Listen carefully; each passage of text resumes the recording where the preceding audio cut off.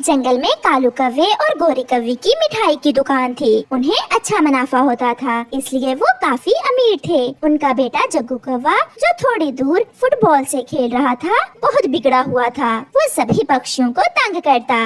ऊपर से इतनी जोर से फुटबॉल गिरता है कि बुलबुल का सारा घोंसला टूट जाता है। कमबख्त जालिम ने मेरा घोंसला तोड़ दिया। ये कौवा बहुत बिगड़ा हुआ है। मैं अभी जाकर इसकी माँ को बताती हूँ। आंटी बुलबुल का घोंसला टूट गया। आंटी बुलबुल का घोंसला टूट गया। बुलबुल तेजी से उड़ती हुई जग्गू कव्वे की मम्मा गोरी के पास जाती है, जो पहले से ही अपने पति कालू कव्वे से लड़ाई कर रही थी। मैंने तुमसे कहा था आग आहिस्ता रखो, सारे समोसे जल गए हैं। आग तुमने तेज की थी, ये सब तुम्हारे कारण हुआ है। सुनो गोरी, तुम्हारे बेटे ने फुटबॉल मारकर मेरा घोंसला तोड़ दिया है। मोटी बुलबुले, मैं पहले ही बहुत गुस्से में हूँ। मेरे समोसे जल गए हैं और तुम आ गई हो मुझे तंग करने। खुद जाकर देख लो, तुम्हारे बेटे ने इतनी जोर से फुटबॉल मारा कि मेरा सारा घोंसला टूट गया है। मैं समझाऊंगा जग्गू को। क्या समझाओगे तुम? जाओ मोटी बुलबुल, जाकर अपना काम करो। तुम्हें किसने कहा था जहाँ मेरा बेटा खेलता है वहाँ अपना घोंसला बनाओ? मेरा बेटा तो खेलेगा, तुम अपना घोंसला किसी और पेड़ पर बना लो जाकर। रोती हुई बुलबुल वहाँ से चली जाती है। आ जाती है मुंह उठाकर। अगर दोबारा आई तो इसे इस जलती हुई भट्टी में ही फेंक दूंगी मैं। बुलबुल उड़ती हुई जा रही थी कि पेड़ पर बैठा हुआ जग्गू कव्वा हंसता हुआ कहता है, टूट गया बुलबुल का घोंसला टूट गया। मगर बुलबुल खामोशी से उड़ती हुई गुजर जाती है। कुछ दिन गुजर जाते हैं, मगर जग्गू कव्वा पक्षियों के घोंसले के पास ही फुटबॉल से खेलता। वो कभी किसी को तंग करता तो कभी किसी को। हरियाली तोती और मिठू तोता अपने घोंसले में बैठे हुए थे। ये अमरूद आप खाएंगे?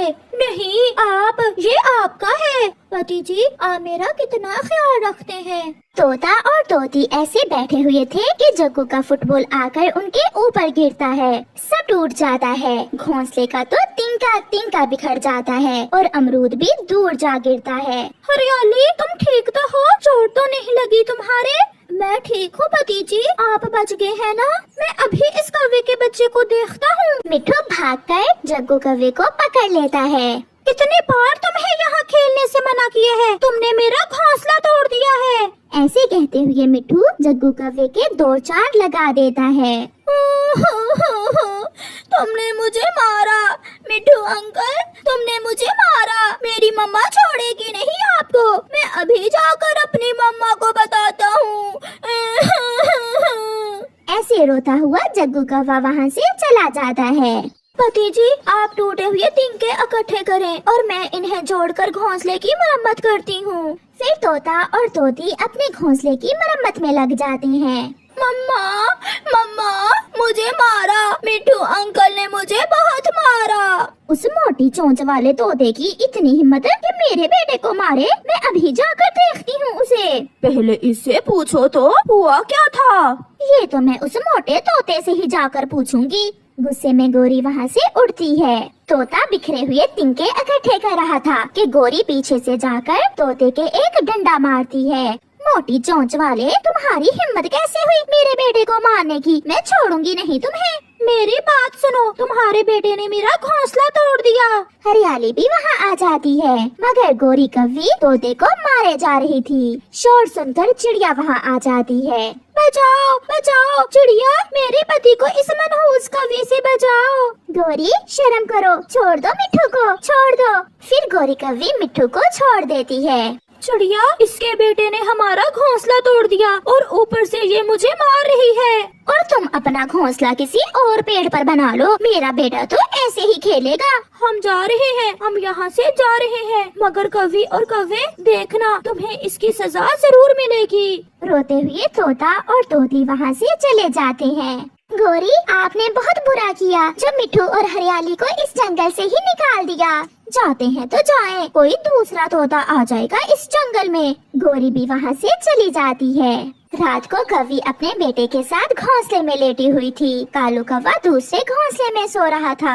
मम्मा, मम्मा, जब मेरी फुटबॉल लगी तो तोते अंकल का घोंसला दूर जाकर गिरा और मिठू अंकल का अमरूद भी दूर जाकर गिरा।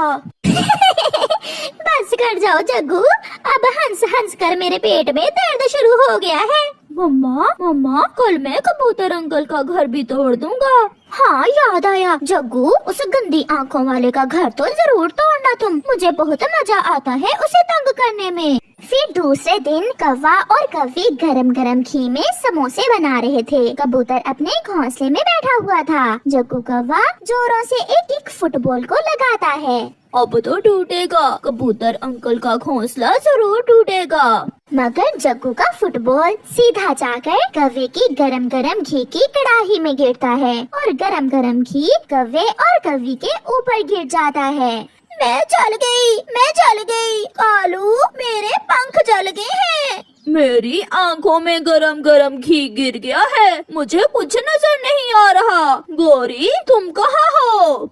वो दोनों बहुत बुरी तरह जल जाते हैं। वो रोए जा रहे थे। तब पक्षी वहाँ आ जाते हैं। गोरी, ये सब तुम्हारे कारण हुआ है। अगर पहले जग्गू को यहाँ खेलने से मना किया होता तो ये सब ना होता। मगर अब क्या हो सकता था? जग्गू बैठा रोए जा रहा था। हमें बचा लो चिड़िया, हमें बचा लो। प्यारे दोस्तों, इस कहानी से हमें सीख मिलती है कि हमें हमेशा अपने बच्चों को बुरे कामों से रोकना चाहिए, वरना हम खुद ही किसी मुसीबत में पड़ सकते हैं।